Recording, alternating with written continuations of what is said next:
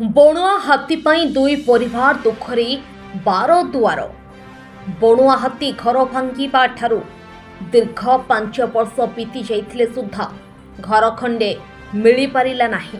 दुई परिवार एबे भी पालो खंडे तले आश्रय नैछंती। गुरुचरण भक्त और तांको भाई भरत भक्तांको घर 5 वर्ष पूर्वे बणुआ हाथी दुई भाईंको घर को भांगी चूरमार करि दैथिला। घटनास्थल में डेंगुला फरेस्टर कोईडा फरेस्टर पहुंची घटना परखी क्षतिग्रस्त दुई भाई को दुईटी त्रिपाल 5 केजी लेखाएं चाउल दे चुप हो रही जाइथिला वन विभाग। आमे कहूचु सुंदरगढ़ जिला कोईडा ब्लॉक और कोईडा पंचायत बालजोली ग्रामर कथा हेले दुई भाई दुख सेतिकिरे सरी नथिला।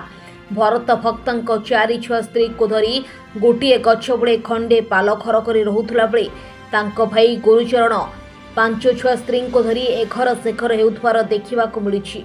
सोनू नायक तांको दुख सही न पारी गोटे गाई गुहालटी तांको छाड़ी देथिले। गुरुचरण तांको स्त्री और छुआ पिलांको धरी सेठारे आजी पर्यंत रही आसुछंती। घरटी पाइबा आशारे पंचायत को बारंबार डॉक्यूमेंट देइथिले मध्य घरटी मिली पारि नाही। देइथिबा डॉक्यूमेंट सबु फाइल भितर चापी हुई रही जाइछि। के पातर अंतरर मनोभाव पाई दुई भाई को घरटी मिली पारुनी बोली साधारण प्रश्न उंकी मारुछि। एपटे राज्य सरकार माळमाळ योजना बाहर करुवा बेले प्रकृत हिताधिकारी पाखक पहुंचुछि कि नाही ताहा तदंत करने केही नहीं। न्यूज प्रसारण पर स्थानीय प्रशासन दुई भाई पाखक केबे पहुंचुछंती और तांकर दुख केबे दूर हेउछि ताहा देखिबाकू बाकी रहिला।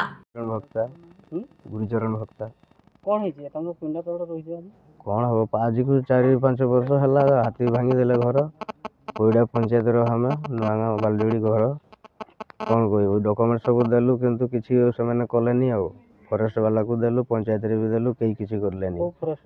आम पंचायत कोईडा वाला आसते चाउल देते 5 केजी तिरपल गोटे देते आ किसी देना एवं पर्यटन से भाया अच्छु अच्छु आम 7 जन परिवार घर मिलनी एवं पर्यटन चाउल पत्र मिलूँ कंट्रोल पंचायत मिलूँ आमर मासक 20 केजी।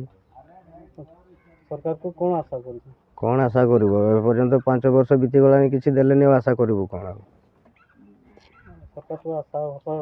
हाँ टूटीगला। सुंदरगढ़ कोईडारू निखोज नाइक रिपोर्ट हर्षिका मीडिया।